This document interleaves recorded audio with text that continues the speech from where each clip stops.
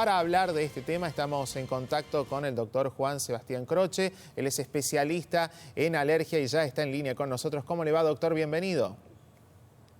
Hola Darío, ¿cómo estás? Muchas gracias. Muy bien, un placer. Bueno, hablando un poco de alergias y asma, a ver, ¿cómo se detecta, a qué edad y en qué momento de la vida uno puede iniciar un tratamiento?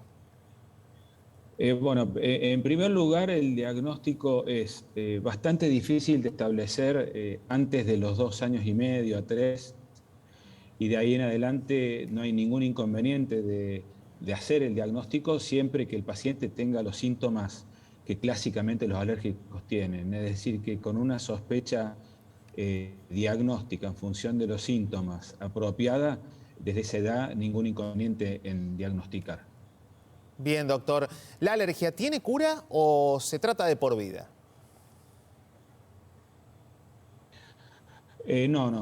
Cura no tiene. El punto es que los pacientes alérgicos que no hacen ningún tipo de tratamiento, con el correr del tiempo van empeorando sus síntomas. Y con tratamiento pueden controlar sus síntomas y al mismo tiempo mejorarlos. En realidad, en ese sentido, les cabe la generalidad de la ley respecto de las enfermedades crónicas.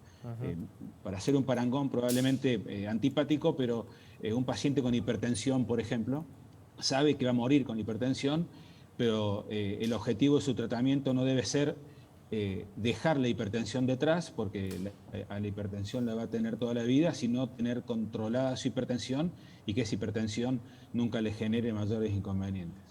Claro. Doctor, ¿la mayoría de las consultas en el consultorio son de adultos o también de niños? Bueno, en mi caso en particular es de niños. Yo hago exclusivamente alergia a niños, por eso tuve el placer de tenerte a vos de paciente hace muchos años. Pero los pacientes en general, por esto que acabo de comentar, solos no dejan su condición de alergia, entonces en el tiempo siguen arrastrando su problema. Más controlado, menos controlado, con mejoría gracias a algunos tratamientos distintos de los que decían estos pacientes en esa encuesta, a veces similares, pero sí es cierto que terminan en su vida adulta también con algún síntoma, entonces habitualmente también a esa edad tienen que ir a su médico habitualmente. Doctor, ¿y cómo son los tratamientos? ¿Son tratamientos muy invasivos? ¿Son costosos? ¿Se pueden afrontar sin inconvenientes? Digo, porque siempre uno busca un equilibrio entre el bienestar de la salud y por otro lado también los gastos en una economía que está bastante complicada para las familias argentinas. Sí, desde ya.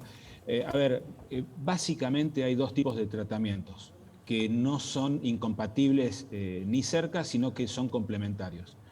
El tratamiento farmacológico, es decir, el tratamiento de medicamentos que se pueden comprar en la farmacia. En rinitis alérgica hay dos medicamentos básicos: los antihistamínicos modernos, que no generan sedación y que ayudan a evitar los síntomas, y medicación tópica, le llamamos nosotros, medicación local en la nariz. Eso sí, son corticoides inhalados, no generan acostumbramiento, no generan ningún tipo de efecto adverso como a veces la gente cree. Tanto uno como el otro se eligen en función de la edad del paciente y ayudan a evitar que los síntomas aparezcan. Hablando de rinitis alérgica. Y hablando de asma bronquial, los medicamentos para evitar los síntomas son los medicamentos inhalados en aerosol, hoy en su enorme mayoría con aerocámara, y si no, con algunos dispositivos con los cuales se puede prescindir de la aerocámara. Ese es el tratamiento farmacológico.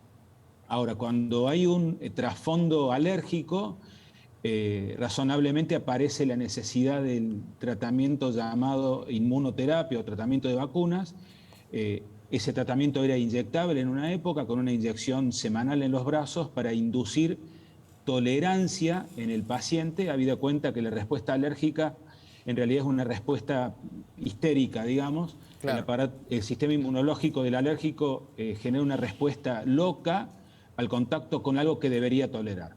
Claro. Ese tratamiento, que antes era inyectable y hoy es sublingual, en gotas o en spray, induce esa tolerancia, entonces reeduca al sistema inmunológico. Perfecto. El punto es que tanto la rinitis como el asma son dos enfermedades hermanas hoy, De hecho, ese es el lema de la Semana Mundial de la Alergia propuesto por la Organización Mundial de Alergia este año, porque en realidad tienen el mismo mecanismo, pero a veces son tratadas como dos enfermedades distintas. Claro. Entonces, no es la manera correcta de abordarlas. Y a propósito de ello, doctor, siempre es fundamental la consulta previa con un especialista para recibir todo el asesoramiento y posteriormente el tratamiento que sea necesario. Le agradecemos, doctor Croce, por este contacto con Telefe Noticias. Ha sido usted muy amable.